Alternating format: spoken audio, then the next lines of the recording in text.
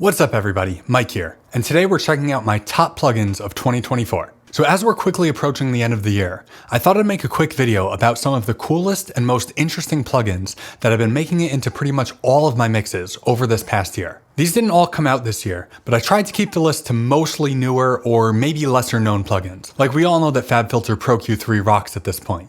You don't need me telling you that again, right? But anyway, I figured we'd kind of run through each plugin category, shout out a couple of honorable mentions, and then my top pick of the year. So let's start it off with EQ plugins. So my first honorable mention goes to Pulsar Massive.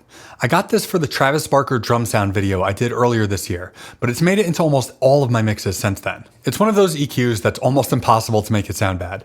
It's a super broad tone shaping kind of EQ, not surgical at all, but I love it on drum overheads, drum bus, and even electric guitars if they need a little lift. Then my other honorable mention goes to Eventide Split EQ.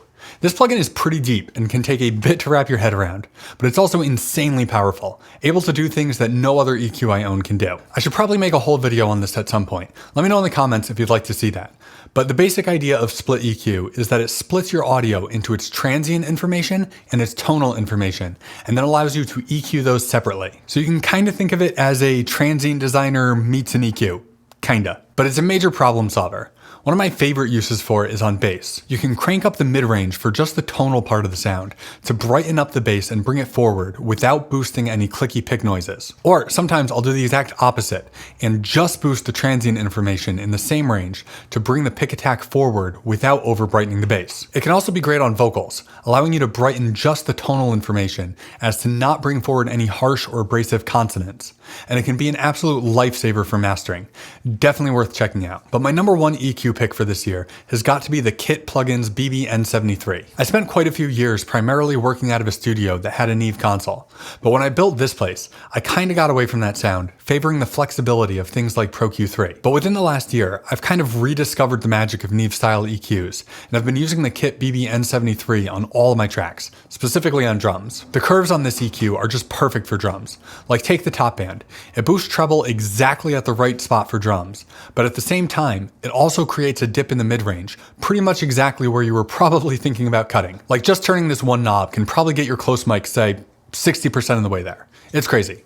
And like, you can totally accomplish the same thing with Pro Q3 or 100 other EQs, but I've just found that I get where I'm going a whole lot faster with this thing, and that's really valuable to me. Just to show you how easy this thing is to use, here's me dialing in a snare sound in like 4 seconds.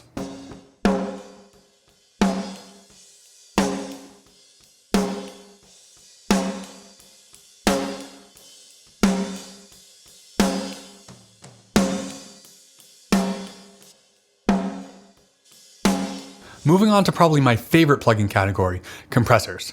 This one was honestly hard to pick just a few because, I don't know, compressors make me happy, and I use a bunch of them. But I'm giving my first honorable mention to PSP's Old Timer Mastering Edition. This is an old one, like really old, but I just got it about a year ago and it's killer.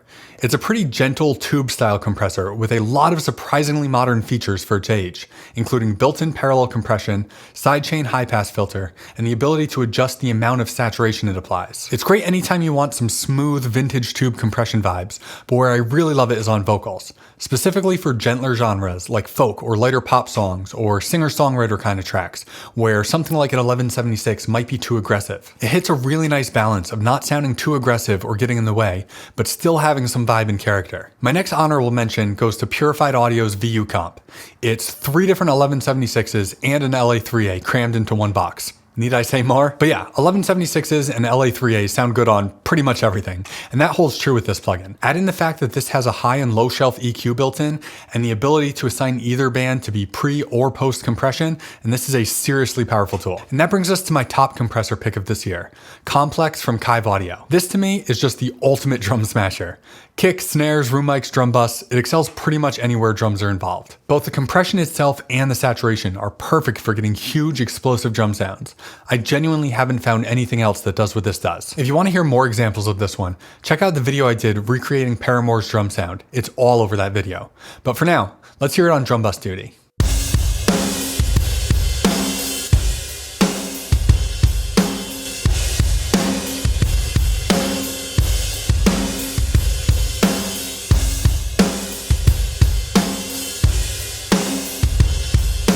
Next up, we've got reverbs, and my first honorable mention goes to Wave Alchemy and their Glow plugin. This is a recreation of the AMS RMX16 hardware reverb, which of course is most famous for its non-lin settings. If you're not familiar with nonlinear reverbs, just think of 80s drum sounds. That's it. So obviously this reverb sounds great on drums. By the way, when used subtly, the non-lin setting is still really cool on drums, even if you're not into that 80s sound. But it's got a lot of other great sounds in it too.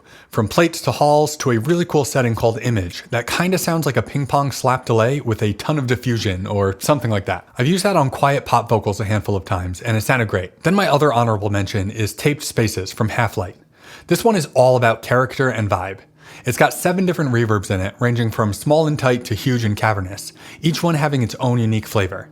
It's got minimal controls, just what you need and nothing more, to help you stay in the creative headspace, which I really like. This is the reverb I reach for when I'm looking for something a little bit different, when I want to add some character to a track, not just reverb. And then my number 1 reverb pick goes to Safari Plugins for their Dirty Dog reverb.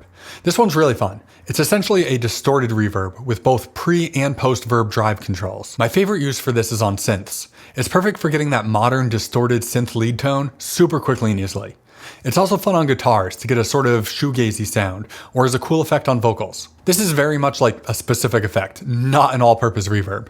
So while this definitely isn't my most used reverb by any means, it provides a super unique sound that no other plugin I own can do.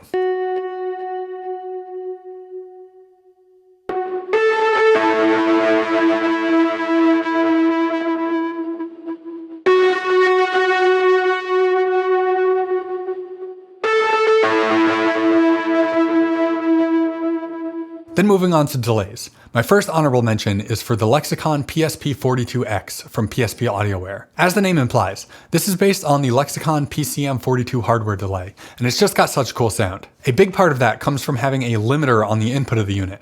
I think this was intended to give it a tape delay-like sound. It totally doesn't sound like tape, so they kind of missed the mark there, but in the process, they ended up creating something really unique and really cool.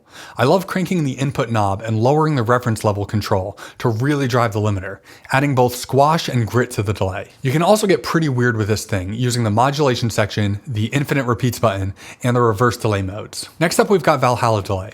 This is my go-to delay and gets by far the most use in my sessions. With 15 different delay styles, this could easily cover all your delay needs, and the interface is both clean and powerful enough to give you a lot of control without becoming too overwhelming. My favorite modes on this are tape, BB Duck, and lo-fi. And then my top delay pick of the year is McDSP's EC300. This is another fun one. It's got 3 different delay modes, tape, analog, and digital, and they all sound great, but the digital mode is by far the most fun and unique, thanks to the sim section, which simulates the delay running through your choice of various speakers and devices, including a flip phone, a fax machine, and even a kid's toy guitar.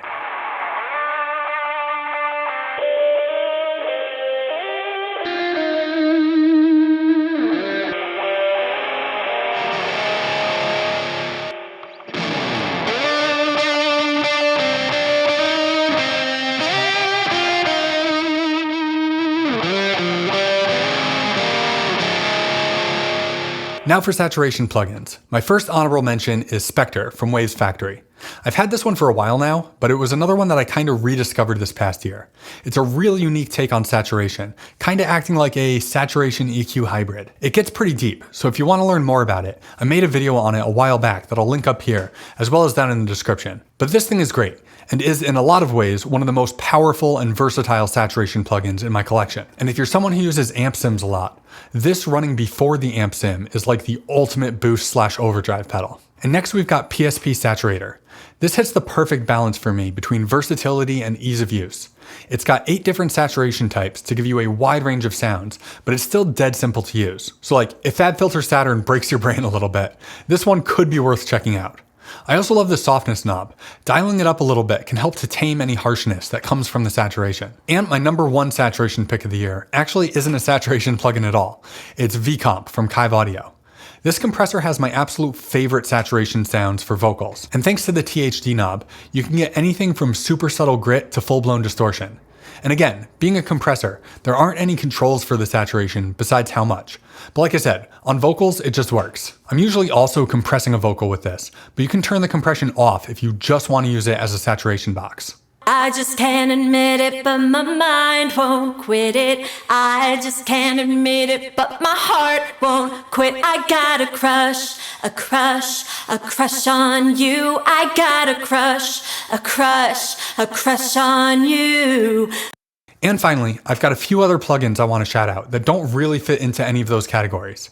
First is FabFilter Volcano. This thing can do a lot, from saturated EQ stuff, kinda sorta in the same vein as Spectre, to filter sweeps, to modulation effects like phaser and flanger. Pretty sure I've only ever scratched the surface of what this thing is capable of, but it's a great tool to have in the toolbox. Then of course, we have Soothe 2. I feel like everybody knows about Soothe by now, but if you don't, I have a full video about it that you can check out. But it's great for taming harsh guitars or cymbals, or pretty much anything else that's too harsh. And last but not least, we've got Mello-Fi from Arturia. This essentially makes whatever you run through it sound like it's coming out of a Mellotron. That may or may not sound remarkably useful to you, but I find myself using it way more than I thought I would. It's great for adding character and interest to an otherwise boring sound, and it's easily one of my favorite tools for lo-fi effects. And with control over the drive, tone shaping, and modulation, it's fairly versatile too.